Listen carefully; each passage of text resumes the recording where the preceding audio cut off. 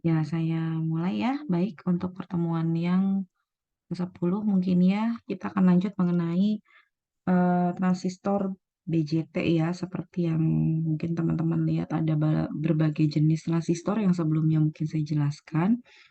Dan transistor ini punya fungsi, beberapa fungsi lah ya gitu ya. Bisa untuk saklar begitu ya, dan masih ada beberapa fungsi lainnya begitu ya. Nah, di sini kita fokus untuk yang transistor BJT. Nah, seperti yang sebelumnya sudah dijelaskan, yang BJT ini eh, biasanya yang memang paling banyak digunakan ya ketika nanti kita akan apa namanya menggunakan analisis rangkaian atau membuat project. Nah, ini ciri yang apa namanya transistor BJT gitu ya. Ini ada N, P sama N. Jadi dia ada 3 kaki, diberi nama emitter, basis, dan kolektor gitu ya. Ini basis, ini emitter, ini kolektor gitu ya, EBC. Nah, di sini kita bisa lihat ada beberapa kondisi atau ada yang namanya karakteristik pada transistor, yang sebenarnya transistor ini kan sebenarnya mirip dengan dioda ya teman-teman ya.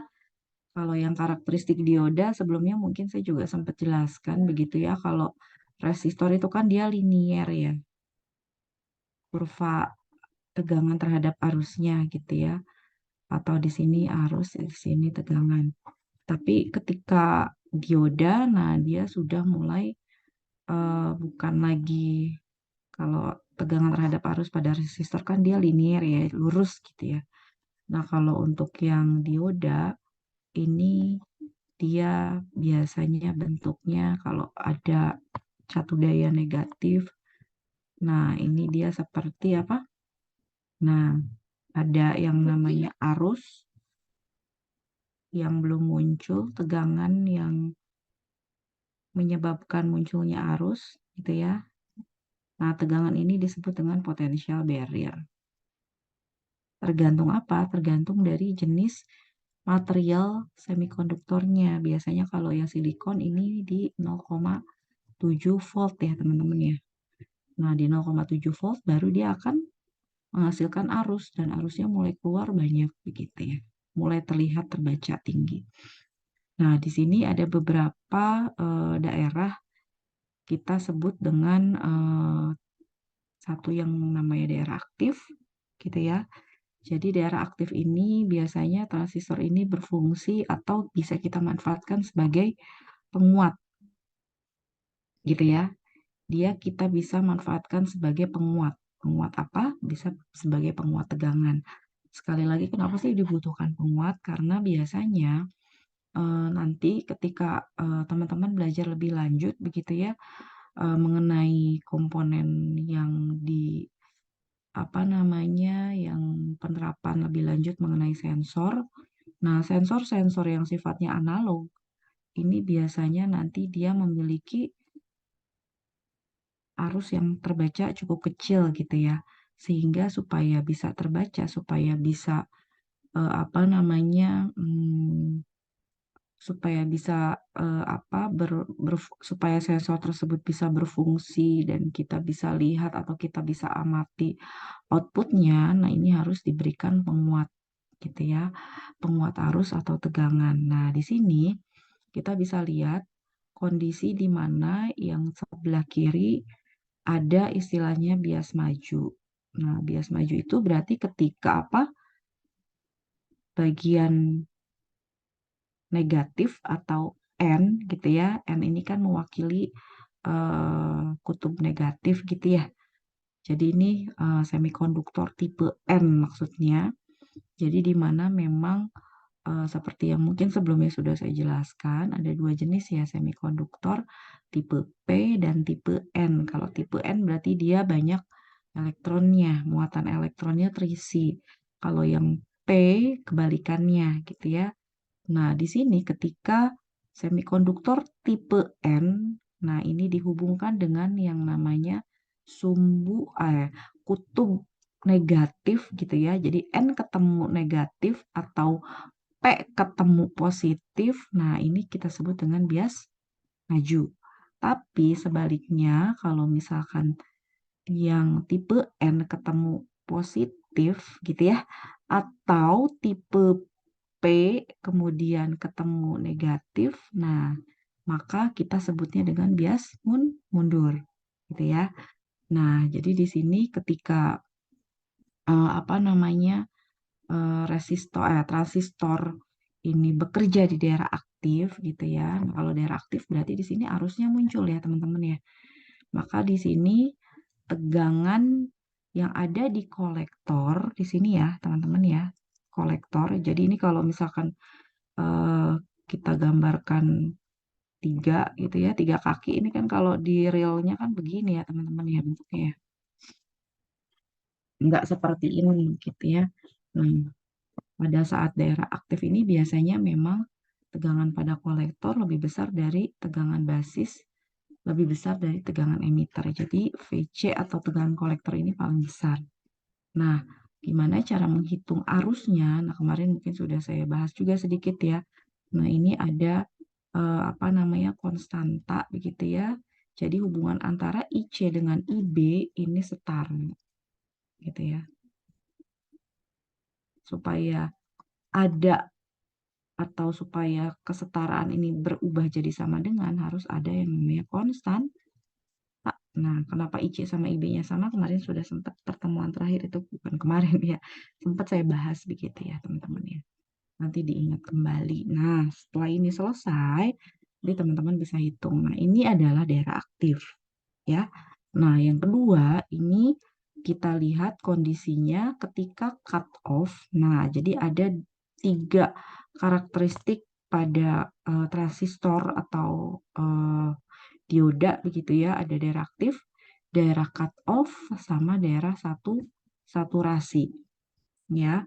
Nah, yang cut off ini biasanya ketika nanti dia dibias mundur gitu ya. Jadi ini NPN tapi bagian sumber tegangannya ini yang N terhubung dengan positif berarti kan bias mundur ya.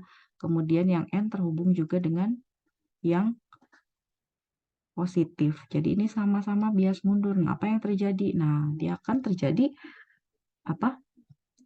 Arus yang ada di kolektor nilainya 0. Nah, itulah kenapa dia bisa berfungsi sebagai saklar. Artinya, transistor benar-benar menyebabkan arus tidak ada yang mengalir. Gitu ya, karena ini tadi bias mundur. Jadi, harus kalian ingat sebenarnya kalau bias mundur ini tidak ada arus yang mengalir. Sebaliknya, ketika bias maju, nah arus akan mengalir. Gitu ya. Nah, secara teori, VC ini akan lebih besar dari VB, kemudian tegangan pada emitter lebih besar dari tegangan pada basis, gitu ya. Jadi kalau di apa namanya, kalau kita urutkan berarti apa? VC lebih besar dari VB, VE lebih besar dari VB. Jadi bisa begini ya. Bisa begini, VE lebih besar dari VB. Atau sebaliknya, VC atau VE bisa lebih besar. Intinya adalah ketika ini dua-duanya bias mundur atau kondisi cut off, tidak ada arus yang mengalir sehingga dia berfungsi sebagai gitu ya.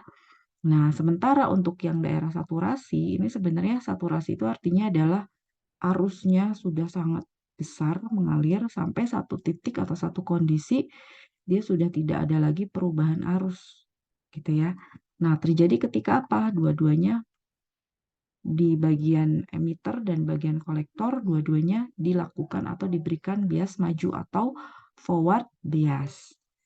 Ya, kondisinya nah seperti ini. VB yang paling besar gitu ya. VB lebih besar dari VC dan VB lebih besar dari VE.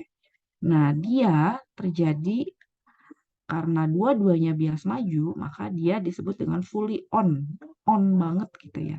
Sehingga ini juga dia berfungsi sebagai saklar yang satu untuk mematikan, kalau yang satu lagi ini yang fully on untuk menghidupkan.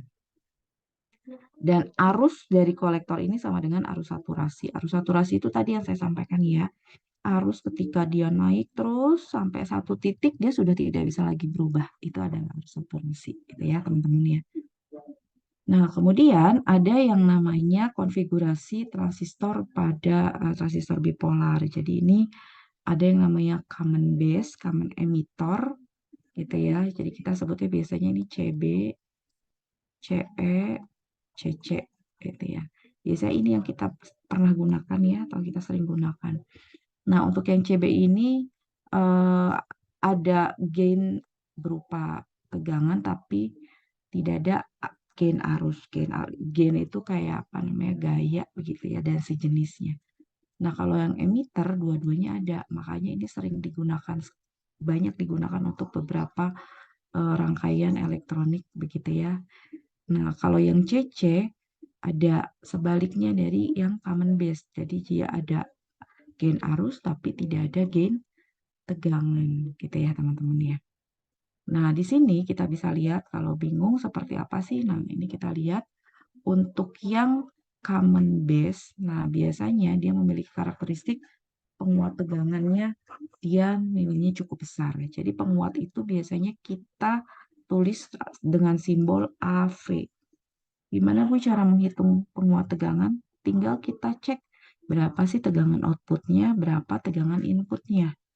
Maka dari sana kita bisa hitung nilai penguatnya. Kalau V berarti penguat tegangan, kalau I berarti penguat arus. Kalau ditanyakan penguat arus, berarti teman-teman hitung arus kolektor dibagi dengan arus emitter. Gitu ya. Nah, seperti ini bentuk rangkaian untuk yang common base begitu ya. Jadi basisnya terhubung langsung ke bagian groundnya gitu ya. Emitter menuju basis gitu ya. Nah, untuk penguat apa namanya transistor yang common base biasanya dia nilai AV-nya ini besar, tapi nilai AI-nya lebih dari satu, kurang dari satu, berarti relatif kecil ya teman-teman ya. Lalu impedansi inputnya ini rendah.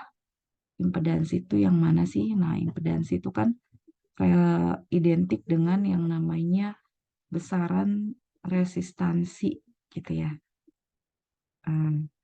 Jadi kalau misalkan apa namanya resistor, kita hanya menyebutnya dengan hambatan. Tapi ketika berbicara impedansi, tidak hanya resistor, dia bisa macam-macam ya gitu ya. Nah, impedansi inputnya ini dia rendah, tapi untuk yang outputnya tinggi, itu yang common base. Nah, tidak ada perubahan fasa. Perubahan fasa itu, jadi kalau misalkan perubahan fasa itu kita bisa ceknya dari apa? Osiloskop. Kalau bentuknya begini, lalu ini input misalnya, maaf, ini input. Nah, kalau misalkan ada perubahan fasa, nah ini biasanya kebalikan apa namanya bisa berbalik begini ya. Jadi yang tadinya apa namanya puncak jadi lembah dan sebaliknya. Atau di sini ini juga bisa dia berubah fasa. Jadi nggak nempel. Kalau tidak ada perubahan fasa ya berarti posisinya kurang lebih sama gitu ya. Jadi kalau awalnya seperti ini ya yang inputnya seperti ini, outputnya juga sama seperti ini nempel dia. Yang jadi puncak tetap puncak, yang jadi apa namanya nih lembah jadi lembah tetap. Lalu kemudian nilai rangkaian penguat cocok digunakan untuk penguat dengan frekuensi tinggi atau apa namanya high pass filter biasanya nanti fungsinya. Itu kurang lebih. Kemudian untuk yang common collector, nah kalau yang common collector kita bisa lihat gitu ya. Nah, di sini apa namanya bagian kolektor ini ya, bagian kolektor. Enggak Kenapa? jawab. Kenapa ini ada apa? Kaget. Ya, jadi ini common apa namanya rangkaian common kolektor ini ditandai dengan adanya arus yang mengalir. Nah, ini adalah arus kolektor mengalir ke kolektor, kemudian di sini emitter langsung nanti bisa terhubung ke bagian ground gitu ya. Nah, ini ada besar hambatan begitu ya, teman-teman ya. Nah, di sini ada tegangan input berupa apa namanya? Tegangan ini ya, tegangan sinusoidal ya atau rangkaian tegangan AC ya, teman-teman ya. Nah, ini nilai arus emitternya kita bisa lihat arus di rangkaian emitter akan sama dengan arus kolektor ditambah arus basis. Jadi kalau ini kita anggap gak ada gitu ya gambarnya, nah bentuknya seperti ini. Arus basis sini, gitu ya. Kemudian arus kolektor dari sini, lalu ini titik temu, lalu di sini arus emitter, gitu ya, dan menuju ke ground, gitu ya teman-teman. Nah, kalau seperti ini kan menurut hukum Kirchhoff yang pertama, maka nanti nilai IE-nya ini akan sama dengan nilai basis ditambah nilai arus pada kolektor, maka munculnya seperti ini. Gitu ya teman-teman ya. Kemudian nilai penguatan arusnya kita bisa lihat perbandingan antara arus emitter dengan arus basis gitu ya. Nah, sebelumnya mungkin kita bisa lihat karena nilai emitter itu sama dengan IC ditambah IB, jadi ini tinggal diturunkan gitu ya.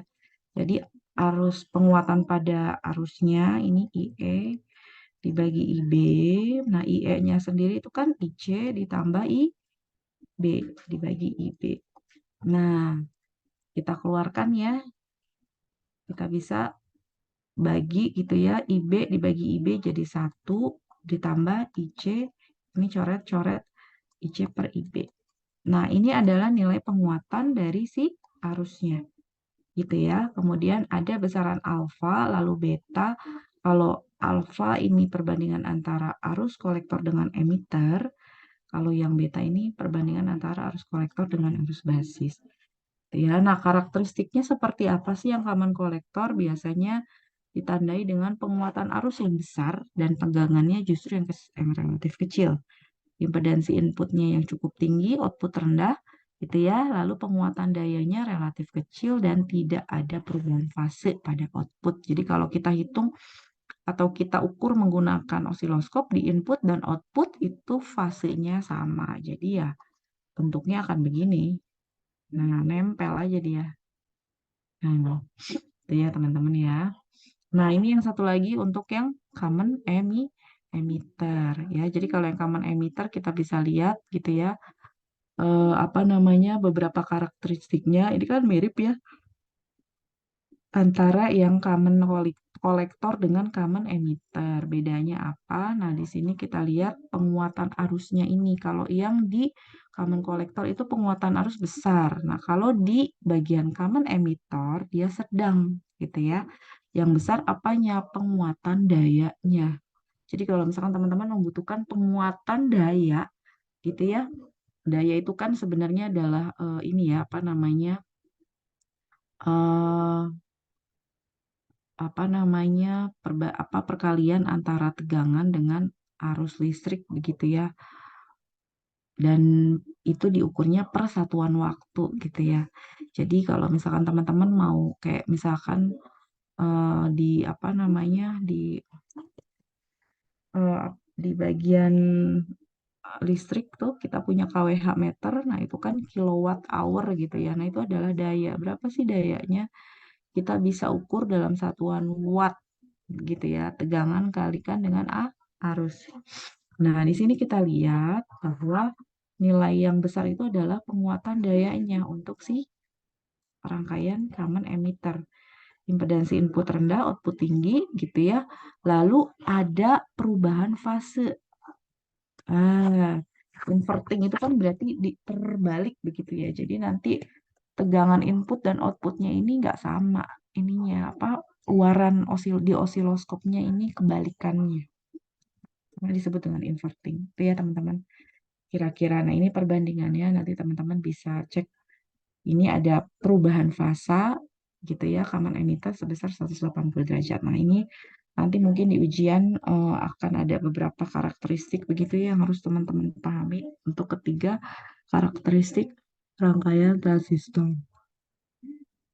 Nah, kemudian ini salah satu rangkaian, nanti mungkin kalau teman-teman ada yang mau buat project, butuh saklar gitu ya. Nah, ini teman-teman bisa menggunakan rangkaian transistor yang bisa dimanfaatkan salah satunya untuk saklar gitu ya. Teman-teman bisa pakai NPN jenis 2N3904 gitu ya. Nah, ini nanti secara otomatis dia bisa berfungsi sebagai saklar ya.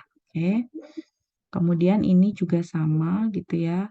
Nah, di sini hanya ada apa namanya tambahan relay. Jadi kalau misalkan berbicara mengenai relay, kita tahu ya kalau misalkan kita mau pakai apa namanya buka kunci tutup otomatis, nah gerak ini pakai apa? Biasanya dia pakai relay gitu ya.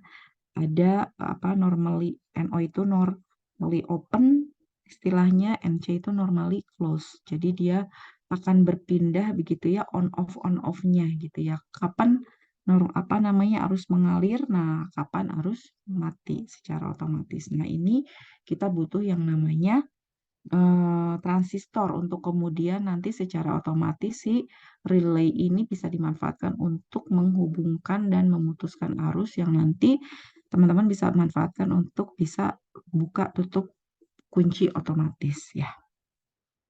Kemudian untuk yang berikutnya ini rangkaian lainnya ya teman-teman bisa lihat masih sama mengenai rangkaian transistor yang bisa dimanfaatkan sebagai saklar gitu ya teman-teman. Tinggal nanti teman-teman bisa buat rangkaian kurang lebih seperti ini untuk gambar rangkaiannya.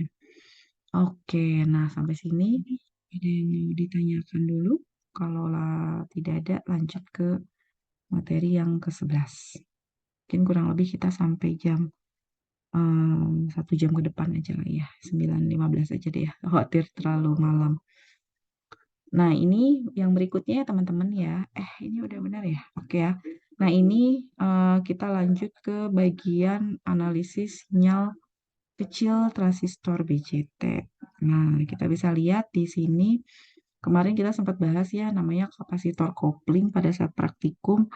Lalu di sini ada power supply, ada sinyal masukan atau inputannya, lalu ini disebut dengan amplifier atau penguat. Sekali lagi bahwa transistor tadi bisa digunakan untuk penguat tegangan, penguat arus bisa, penguat daya bisa, tergantung jenis rangkaian dari transistornya. Ada CE, CC, atau CB ya. Nah, ini namanya apa? Nah, ini namanya impedansi. Impedansi apa? Impedansi kapasitif. Nah, impedansi kapasitif ini datangnya dari mana, Bu? Datangnya dari kalau kita menggunakan kapasitor. Kita tahu kalau kapasitor itu satuannya kan apa? Satuannya farad ya, teman-teman ya.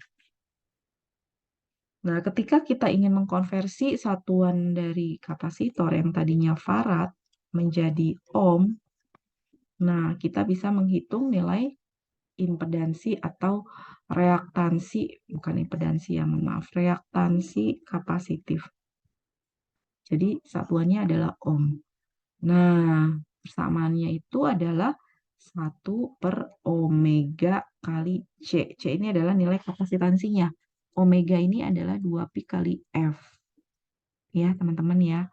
Nah, berhubung di sini yang BJT ini ya, kita misalkan gunakan frekuensinya nilainya 0, maka ketika frekuensinya 0 ini akan menyebabkan XC-nya tak hingga. Kenapa? Karena XC sama dengan 1 dibagi F itu kan 0. 2 kali 0 hasilnya 0. 1 dibagi 0 ini akan sama dengan tak hingga. Wah, jadi reaktansi kapasitifnya bersamanya dengan tak hingga ya ketika frekuensinya 0. Nah, di sini apa namanya untuk yang sebentar. Untuk yang transistor, mohon maaf, di sini kita lihat ada fungsinya salah satunya adalah untuk menguatkan sinyal AC. Gitu ya. Nah, sinyal AC ini biasanya nanti kita jadikan sebagai inputan. Nah, ini akan dialirkan ke kapasitor, besarannya nanti biasanya sudah ditentukan ya teman-teman ya. Nah, ini ada R1, R2 disusun secara paralel, lalu ini ada transistor gitu ya. Nah, jadi ini bisa kita gunakan rangkaian ini untuk menguatkan sinyal inputan berupa AC gitu ya. Nanti output di sini ini nilainya akan lebih besar gitu ya teman-teman. Nah, ini yang tadi sudah kita bahas. Pada common emitter di sini ada common emitter. Rangkaiannya seperti ini ya teman-teman ya. Jadi ini ada emitter terhubung ke ground. Ini inputan AC, ini tegangan DC. Jadi dia ada dua ya teman-teman ya. Sekali lagi. Nah ini untuk catu dayanya. Memang kalau si transistor ini kan harus dicatu ya. Nah di sini RC ini ada hambatan. RC ini terhubung ke kolektor. Ini kolektor ya, ini basis. Nah, RC ini nanti digunakan untuk membatasi arus. Atau tadi ya, karena apa? Karena kalau misalkan tidak dibatasi, arusnya itu akan terus naik. Nah, makanya kita sebut dengan arus saturasi. Ketika arus itu sudah tidak bisa lagi berubah atau bergerak meningkat. Supaya apa? Supaya transistornya tidak terbakar. Jadi kalau tidak di-cut atau tidak dibatasi dengan menggunakan RC, maka apa yang terjadi? Transistor bisa jadi terbakar gitu ya, atau panas, atau terjadi short circuit. Nah, nanti kita lihat ada penentuan titik kerja atau titik Q begitu ya, yang nanti apa namanya kita buatnya biasanya kita plotting menggunakan kurva. Nah, seperti ini. Kurva karakteristik. Tapi mungkin untuk teman-teman nggak sampai ke sini sih ya. Yang penting teman-teman paham aja dan tahu aja bagaimana mekanismenya. Nah, gitu ya. Nah, di sini kita bisa lihat untuk tegangan atau ya langsung untuk penguatan tegangan ya, teman-teman ya. Mohon maaf, saya mute dulu. Udah 68. Ya, sebentar. Nanti sampai 100. Sampai 100 nilainya. Iya, iya. Nah, titik kerja Ki ini disebut dengan titik kerja ya. Ini titik Ki. Ini posisinya ada di tengah-tengah ya, teman-teman, biasanya. Tengah-tengah apa? Ya, di tengah-tengah ini garis beban, ya posisi dia ada di tengah-tengah simetris. Nah, sekarang kita lihat di sini apa namanya nilai dari arus ceki. Di ceki ini apa sih? Ceki ini adalah nilai arus gitu ya dari key point ditarik ke kiri. Itu kita sebut dengan ICQ. C ini adalah arus kolektor ya. Nah, di sini kita bisa hitung nilainya nanti bahwa nilai ICQ adalah setengah dari nilai arus kolektor saturasi karena arus saturasi ini posisinya kan di sini ya di atas ya arus ketika memang dia sudah tidak lagi berubah. Nah, kita kembali maka kita akan menghitung nilai tegangannya pun sama tegangan apa namanya kolektor ekivalen tadi ya posisinya di sini di tengah-tengah. CEQ ini setengahnya dari tegangan CE, tegangan CE. Nah, gitu ya. Tegangan CC, mohon maaf. Nah, di sini kita bisa lihat faktor penguatannya tegangan output dibagi dengan tegangan input gitu ya, teman-teman ya. Jadi kita tinggal cek biasanya di sini tegangan outputnya di sini, tegangan inputnya di sini. Nah, untuk nilai apa namanya hambatan kita sebutnya dengan apa namanya hambatan emitter gitu ya atau RE. Nah, ini biasanya merupakan hambatan dalam gitu ya. Jadi kalau R kecil ini biasanya menandakan dia adalah hambatan dalam. Hambatan yang ada dalam komponen transistor ya antara basis dan emitter. Nah, besarannya 25 mV dibagi dengan arus emitter gitu ya. Jadi kita bisa lihat arus emitter, kita bisa hitung dulu. Nah, kemudian untuk rangkaian yang CE hanya di sini kita bisa lihat ada yang namanya bias basis dengan nilai RE. Ya, RE ini hambatan dalam tadi ya teman-teman ya. Nah, nanti tinggal kita hitung. Nah, ini ya nilai RE-nya hambatan yang terhubung ke bagian emitter gitu ya, langsung ke bagian ground, di mana di sini nilainya kita bisa bandingkan antara RC dengan RE. Jadi seperti apa namanya pembagi ini ya, rangkaian pembagi tegangan begitu ya. Jadi RC dibagi RE, kemudian ditambah dengan hambatan dalam yang ada di sini, basis dan emitter gitu ya. Dan nilai RE ini biasanya jauh lebih besar dibandingkan nilai hambatan dalam. Dan nilai tegangan ini kita bisa lihat pada akhirnya tinggal dibagi dengan RC dibagi RE. RC dibagi RE. Kenapa akhirnya RE-nya menghilang? Karena nilai RE ini jauh lebih besar. Jadi ini karena RE jauh lebih besar dari hambatan dalam emitter. Mohon maaf ini ngomongnya susah jadinya, ini hambatan luar di sini ya. Ini hambatan dalam. Ini kalau kita lihat seperti ini berarti kan RE jauh lebih besar ya. Berarti ini mendekati 0. Sehingga kita anggap dia 0. Sehingga di sini tinggal penguatan tegangannya antara RC dengan RE. Ya teman-teman ya. Kemudian yang berikutnya di sini ada common emitter ini untuk yang analisis apa namanya tegangan DC. Di sini analisis DC biasa kita sebut atau kita gunakan untuk menentukan garis beban DC. Nah, di sini kita bisa lihat ya garis beban DC.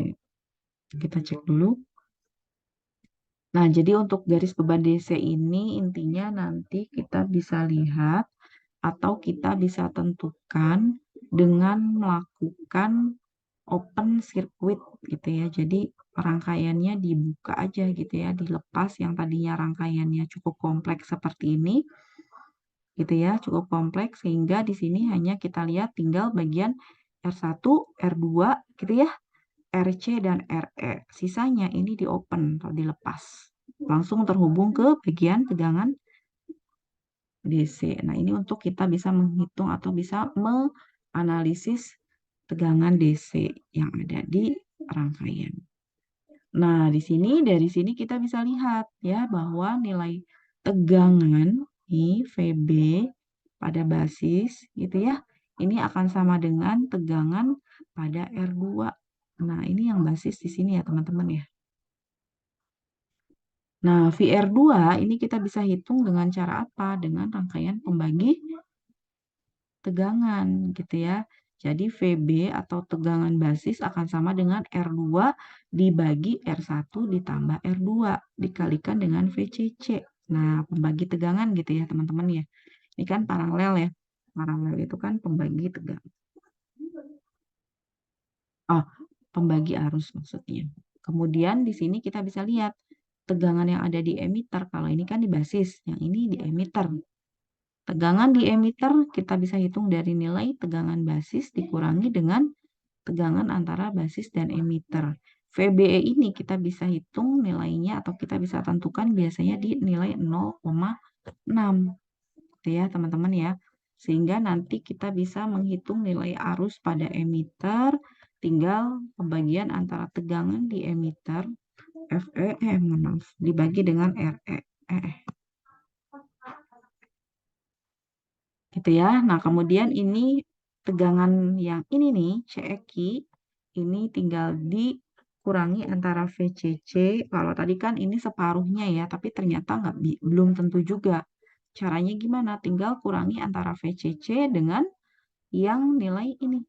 Nah, nilai arus dari CEQ, ICEQ yang ini ya. I kalikan R. Intinya mah itu. Ini I, ini kali R. I kali R ini kan adalah tegangan. Hanya untuk ICQ ini kita kali atau kita gunakan nilai hambatannya ini adalah yang ini RC dan RE. Karena dia yang terhubung ke si transistor. Gitu ya. Jadi VCC satuannya volt, I kali R tegangan satuannya juga volt. Ya teman-teman ya. Nah, berikutnya di sini ada pada rangkaian emitter untuk analisis AC. Kalau yang tadi DC, kalau yang ini AC. AC ini maksudnya apa? Tegangan inputan ini ya. Nah, ini kan tadi rangkaian utuhnya. Kemudian kita bisa short circuitkan sehingga tinggal apa? Tinggal rangkaian hambatan R1, R2, transistor, RC dan RL. Gitu kan ya? RC dan RL. Ini RC, ini RL, gitu ya. Sehingga nanti ini di short circuitnya, jadi ini dihilangkan, gitu ya. Nah, tinggal nanti teman-teman bisa cek rangkaian sederhananya seperti yang ada di sini, ya. Nah, di sini kita bisa lihat rangkaian setara common emitter, begitu ya, untuk menganalisis apa namanya sumber tegangan AC-nya. Gambarnya seperti ini, nanti teman-teman tinggal bisa menghitung nilai Z. Z ini apa sih? Z ini adalah impedansi. Impedansi ini sama dengan apa? Hambatan. Gitu ya. Jadi ini kita bisa apa namanya? Kita bisa lihat bentuk seperti ini tuh maksudnya apa? R1 paralel dengan R2 paralel dengan yang tegangan maaf, hambatan dalam antara basis dan emitter. BRE ini adalah hambatan dalam basis emitter. Nah, untuk Z apa namanya impedansi luarannya? Nah, ini RC dengan RL ini diparalelkan. Kesetaraannya seperti itu. Jadi ini satuannya ohm, ini juga satuannya ohm. Jadi ini untuk menghitung nilai impedansi input ini sama ini kita hitung paralel. Untuk output tinggal RC sama RL kita cari hambatan pengganti ketika diparalelkan. Intinya itu, ya.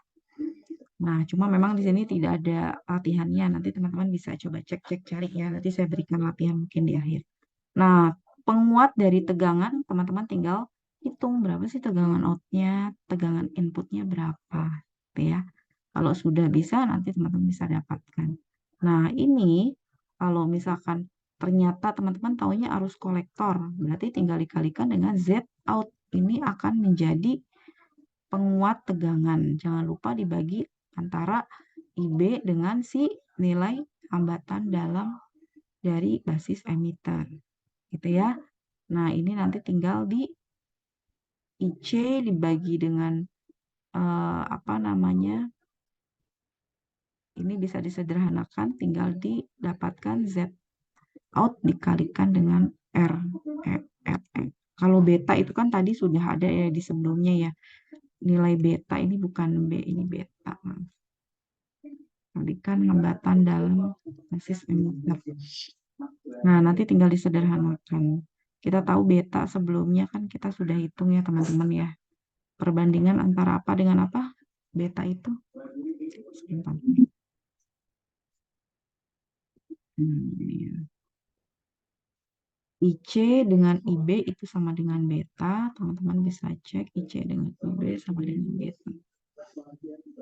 Nah, ini ya.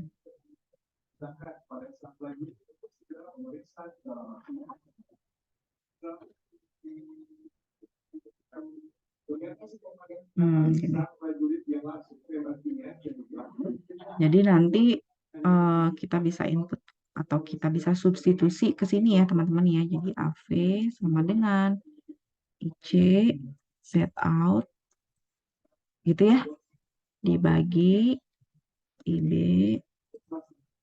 kali beta kali hambatan dalam dari si basis emitter.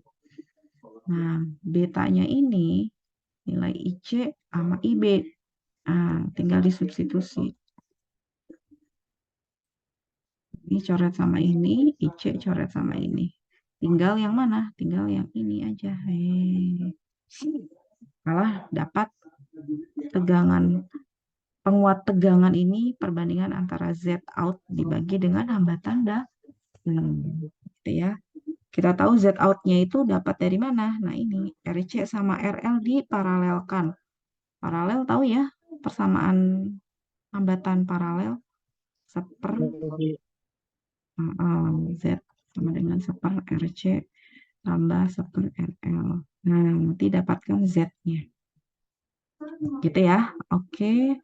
Kemudian ini satu lagi mengenai penguat common emitter. Jadi di sini ada yang namanya kapasitor kopling, ada kapasitor bypass. gitu ya. Ini yang di bawah sini ini adalah kapasitor bypass. Ini sudah sebenarnya untuk yang praktikumnya. Jadi untuk kapasitor coupling dan bypass fungsinya buat apa sih? Supaya membatasi respon frekuensi rendah. Nah, jadi kalau misalkan frekuensinya rendah atau low apa namanya low frekuensi, ada yang namanya low pass filter atau dia bisa mau filter frekuensi yang rendah. Nah, ada kapasitansi dalam gitu ya. Kapasitor dalam yang kemudian nanti fungsinya bisa untuk membatasi atau memfilter ya. Istilah memfilter itu kan membatasi ya frekuensi tinggi atau high pass filter. Jadi kapasitor dan transistor untuk high pass filter, kalau kapasitor kopling dan bypass itu untuk low pass filter. Nantinya itu. Nah, kurang lebih rangkaiannya bisa kita lihat seperti ini. Nah, untuk rangkaian detil di praktikum pun kurang lebih sudah ada ya. Oke, sampai sini ada yang mau ditanyakan dulu? Masih sanggup atau nanti lagi kita lanjut, teman-teman? Tadi cukup banyak sih, 12 slide. Tapi ini aja sih, tidak ada apa namanya latihannya nanti mungkin di akhir ya setelah saya jelaskan dulu mengenai teorinya. Satu lagi saja ya, mungkin ya nanti recordnya teman-teman bisa cek kembali, nanti saya upload ya. Oke, nah berikutnya ini yang op-amp. Nah, yang op-amp ini sebenarnya sebelumnya sudah disampaikan juga oleh Pak Yudi ya waktu praktikum. Nanti recordnya saya share, mungkin ada yang ikut, ada yang enggak ya. Nah, jadi untuk op-amp ini op-amp ini adalah kepanjangan dari operasional amplifier. Fungsinya untuk apa? Bisa digunakan untuk penguat tegangan, gitu ya. Makanya kalau misalkan ampli itu bisa untuk menguatkan. Kayak kalau pengeras suara, itu kan kita kadang menyebutnya dengan istilah amplifier. Nah, rangkaiannya ini rumit. Jadi kalau misalkan kita menggunakan rangkaian op-amp, ini sebenarnya ada banyak sekali transistor yang dipakai. Nah, jadi karena transistornya cukup banyak, akhirnya ilmuwan elektronika berhasil membuat atau berhasil menemukan yang namanya IC atau apa? IC itu kepanjangan dari apa? Integrated Circuit gitu ya. Jadi di dalam IC ini tuh begini rumit banyaknya transistor, komponen transistor di sana. Nah, di sini kita lihat untuk IC ini kita bisa cek untuk yang op-amp ini kita lihat ada yang sebelumnya saya sempat bahas. Kaki 2 ini untuk inverting, kaki 3 non-inverting gitu ya. Nah, ini kita bisa pakai IC 741 biasanya untuk op-amp. Nah, 741 ini biasanya ditandai bagian 4 ini catu negatif, yang 7 catu positif. Kenapa harus dicatu? Karena memang IC, transistor, dia termasuk komponen apa namanya pasif apa aktif? Ada yang masih ingat nggak? Yang butuh catu daya aktif apa pasif? Aktif ya teman-teman ya. Nah jadi harus diberikan catu daya. Kalau nggak dia tidak bisa bekerja. Nah di sini kita bisa lihat untuk bisa apa namanya membuat satu sistem sumber daya yang bisa diatur, diregulasi, sumber daya terregulasi ini juga sudah pada saat praktikum, kita bisa menggunakan yang namanya komponen piranti yang sudah menyederhanakan transistor, resistor, kapasitor dengan nama integrated circuit. Jadi di dalam IC itu dalamnya macam-macam dan ada banyak sekali ribuan bahkan jenis IC di pasaran gitu ya teman-teman ya. Nah, ini bisa digunakan untuk op-amp ini bisa untuk rangkaian matematik juga. Sum, sub, gitu ya. Kemudian multiplying dan lain-lainnya. Nah, ini kita bisa lihat bentuk realnya IC op-amp 741. Jadi kalau diperbesar ini LM741.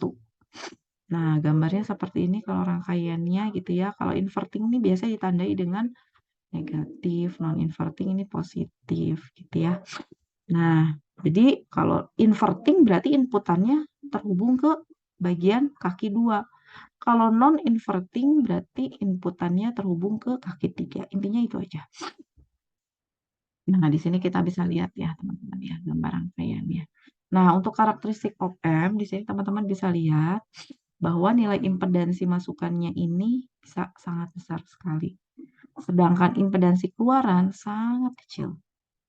Akhirnya apa? Output pada op-amp ini bisa sama dengan 0 ketika tidak ada masukan atau input pada terminal.